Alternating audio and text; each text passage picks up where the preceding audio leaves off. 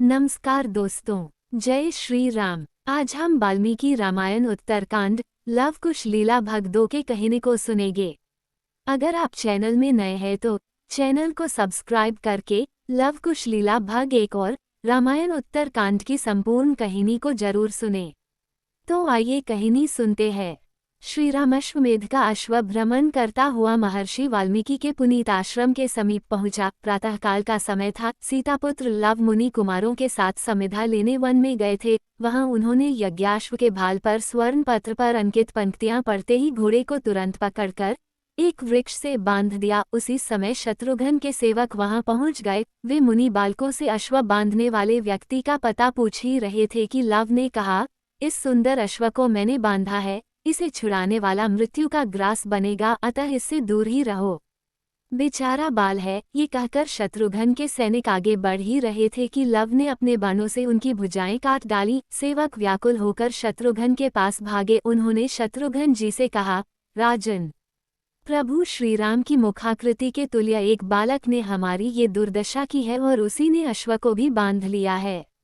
शत्रुघ्न कुपित होकर बालक को दंडित कर अश्व छुड़ा लाने के लिए चतुरंगिनी सेना के साथ अपने सेनापति कालजित को भेजा। सेनापति लव को देखकर समझाने का प्रयत्न करने लगे, किंतु लव ने कहा, मुझे इस घोड़े की आवश्यकता नहीं, किंतु इसके भाल पर सुवर्ण पत्र पर अंकित पंक्तियां मुझे युद्ध करने के लिए विवश कर रही हैं।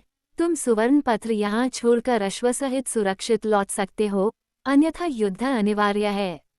लेकिन कालजित ने लव की बात अनसुनी कर दी और लव के साथ युद्ध करने लगा, किंतु वह लव के द्वारा मार डाला गया। उसकी अजेय वाहिनी को भी लव के असंख्य नुकीले तीरों से व्याकुल होकर पीछे हट जाना पड़ा, पर लव युद्ध करते ही रहे। भीषण संग्राम हुआ, प्रायः सभी वीर मार डाले गए।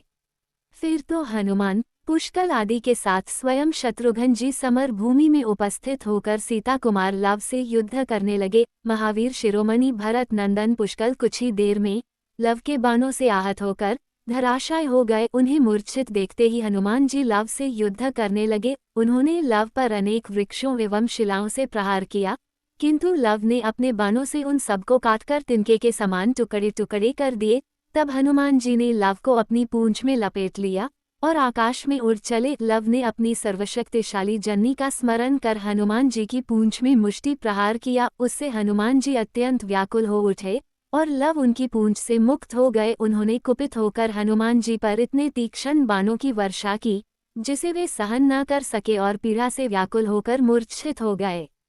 ये देखकर स्वयं शत्रुघ्न जी रथ पर आरूढ़ होकर सीतापुत्र से लोहा लेने के लिए आगे बढ़े। लव को पराजित करना अत्यंत कठिन था, किंतु शत्रुघ्न जी का एक भयानक बाण उनके वक्ष में प्रविष्ट हो गया, जिससे वे घायल होकर चेतना शून्य हो गए। लव के धरती पर गिरते ही शत्रुघ्न जी की सेना में हर्ष व्याप्त हो गया। शत्रुघ्न जी ने लव को अपने रथ में डालकर बंदी बना लिया।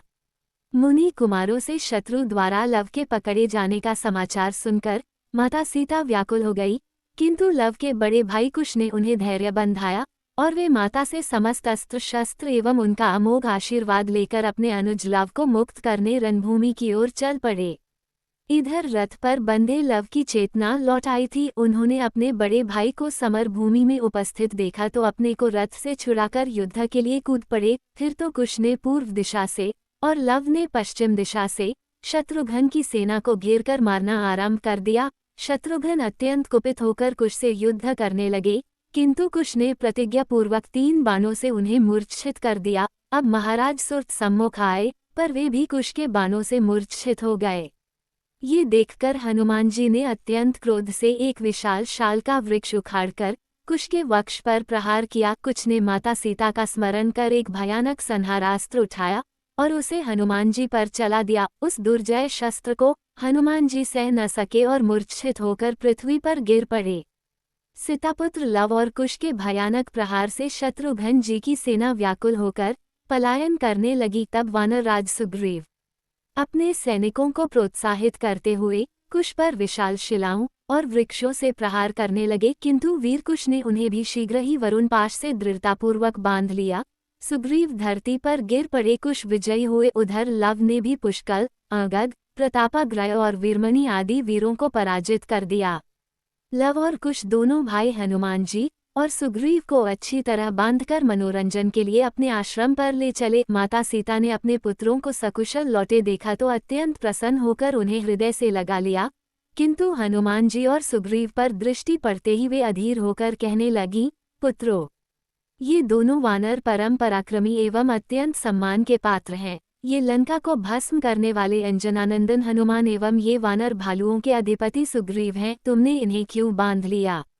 इन्हें सभी छोड़ो। माता सीता के आदेश से हनुमान जी और सुग्रीव का बंधन खोलते हुए लवकुश ने कहा, माँ, अयोध्या के प्रसिद्ध राजा दशरथ के श्रीराम नामक कोई पुत्र अश्वमेध यज्ञ कर रहे हैं। उन्होंने अश्व भी छोड़ा है, जिसके ललाट पर बंधे हुए सुवर्ण पत्र पर लिखा है, सच्चे क्षत्रिय इस अश्व को पकड़ें, अन्यथा मेरे सम्मुख नतमस्तक हों। उस राजा की धृष्टता से हमने घोड़े को पकड़ लिया और श्रीराम के भाई शत्रुघ्न सहित उनकी विशाल वाहिनी को भी मार डाला है।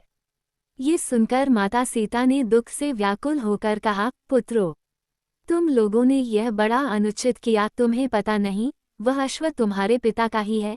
तुम शीघ्र ही उस अश्व को भी छोड़ दो। लवकुश ने विनयपूर्वक निवेदन किया, माँ, हम लोगों ने महर्षि के उपदेशानुसार क्षत्रिय धर्म का ही पालन किया है, अब उस उत्तम अश्व को छोड़ देते हैं। परम सती जनकनंदिनी ने अपने जीवन धन श्रीराम जी का ध्यान करते हुए कहा, यदि मैं मन, वाणी और कर्म से रघुनाथ जी के अतिरिक्त अन्य किसी का स्मरण नहीं करती तो शत्रुघ्न सहित उनकी सारी सेना पुनः जीवित हो जाए। उसी समय शत्रुघ्न जी के साथ उनकी सारी सेना जीवित हो गई। माता सीता ने हनुमान जी से पूछा, हनुमान, तुम जैसा अतुलित बलधाम एवं परम पराक्रमी वीर एक बालक से कैसे पराजित हो गया? हनुमान जी ने हाथ जोड़कर माता जानकी से निवेदन किया, माँ, हम पराजित कहाँ हुए? पुत्र पिता की आत्मा होता है। इस प्रकार ये दोनों कुमार तो मेरे स्वामी ही हैं। मेरे करुणानिधान भगवान ने हम लोगों का अहंकार देखकर ही ये लीला रची है। दोस्तों, वाल्मीकि रामायण उत्तरकांड लवकुश लीला भाग 2 समाप्त हो गया है। अगर आप लवकुश लीला भाग 3 सुनना चाहते हैं तो हमारे चैनल के